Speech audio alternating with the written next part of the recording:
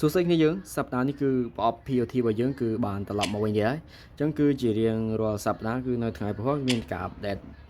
របស់ eFootball របស់យើងហើយអញ្ចឹងគឺសប្តាហ៍នេះបាទ POT របស់យើងគឺទំនងគ្រាន់ដែរអញ្ចឹងគឺគ្នាយើងណាខ្លះដែលអត់ទាន់មានការដូចជា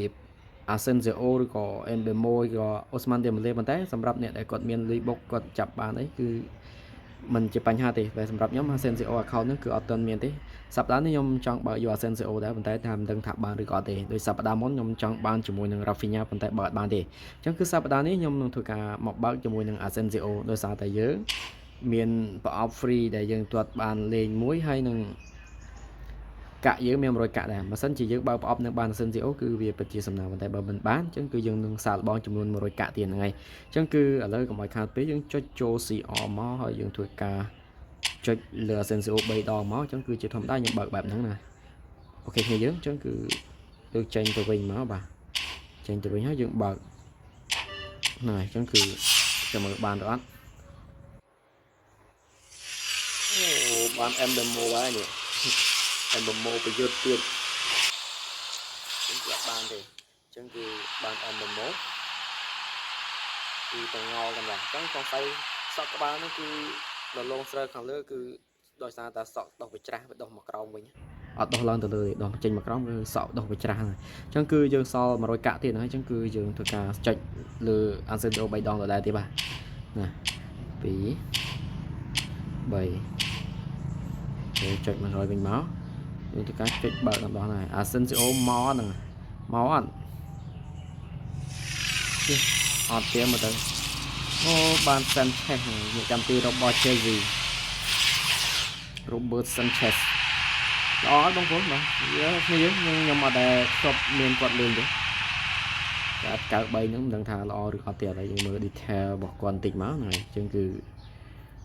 អូកម្ពស់1.97 ម៉ែត្រខ្ពស់អញ្ចឹងគឺមើលនេះគាត់គឺកន្លែងប៉ុណ្ណឹងគាត់ថាល្អអត់ហ្នឹងហើយអញ្ចឹងគឺយើងមើលមក skill របស់គាត់គឺមាន2បាទមាន GK លោកផាញ់អានថាម៉េចបងប្អូនគ្នាយើងខ្ញុំមិនចេះអានទេអញ្ចឹងគឺ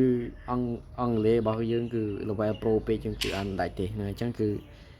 អត់បានទេ Asensio ហ្នឹងអញ្ចឹងគឺយើងបើសិនជាមានកាក់ទៀតយើងនឹងធ្វើការផ្សងសំណាងចាប់ទៀតបងប្អូនគ្នាយើងណាខ្លះមានឆ្ងល់ថាអីខ្ញុំចាប់តែយកតែ POT កន្លែងហ្នឹងដោយសារតែខ្ញុំនេះកន្លែងពួកប្រអប់អីចឹងនេះបើសិនជាខ្ញុំមានកាក់បើកអត់ទេបានដោយសារតែខ្ញុំបើកនិយាយមែនទៅ account ហ្នឹងមិនថា account ហ្នឹង account ផ្សេងទេឲ្យតែជារបស់ខ្ញុំបើកមិនដែលធ្លាប់ចូលបាន epic សំបីតែម្ដងមានតែបើកឲ្យគេទេបើពីមុនប្រអប់ free អីខ្ញុំឧស្សាហ៍បានតែឥឡូវគឺចប់តែម្ដងអញ្ចឹងគឺ POT ខ្ញុំចូលចិត្តបើកឧស្សាហ៍ថាកីឡាករយើងមើលទៅទំនោរលេងដោយសារតែយើងអត់សូវស្ដាយកាក់ពេលយើងទៅបើកពួកប្រភេទ epic អញ្ចឹងទៅវាអត់បានយើងស្ដាយកាក់មែនទេអញ្ចឹងគឺដោយសារតែយើងមានបទពិសោធន៍នៅក្នុងការបើកអត់បានច្រើនអញ្ចឹងហើយបានខ្ជិលបើកអញ្ចឹងឲ្យតែបានកាក់មកខ្ញុំសុខចិត្តបើក POT លេងប៉ុន្តែខ្ញុំសងសំណាងច្រើនដងកន្លែងពួកប្រភេទ epic ពួកអីហ្នឹងពួកកន្លែងអីដោយសារតែបើកវាអត់បានដោយសារយើងអត់មានលុយបុកកាក់ទេកាក់យើងតិចតួចទៅពេលយើងបើកអត់បានទៅវាខាតទៅយើងសុខចិត្តបើក POT អញ្ចឹងបើគ្នាយើងណាខ្លះមានកាក់ច្រើនហ្នឹងបើក epic លេងទៅដូច account ខ្ញុំអញ្ចឹងគឺមិនសម្បូរទេចាំវីដេអូក្រោយអីបើសិនមិនខ្ញុំនឹង review account របស់ខ្លួនឯងតិចហ្នឹងហើយអញ្ចឹងគឺវីដេអូនេះមានតែប៉ុណ្្នឹងទេបាទអញ្ចឹងគឺអរគុណច្រើនជម្រាបលាជួបគ្នាវីដេអូក្រោយជាបន្តបាយបាយ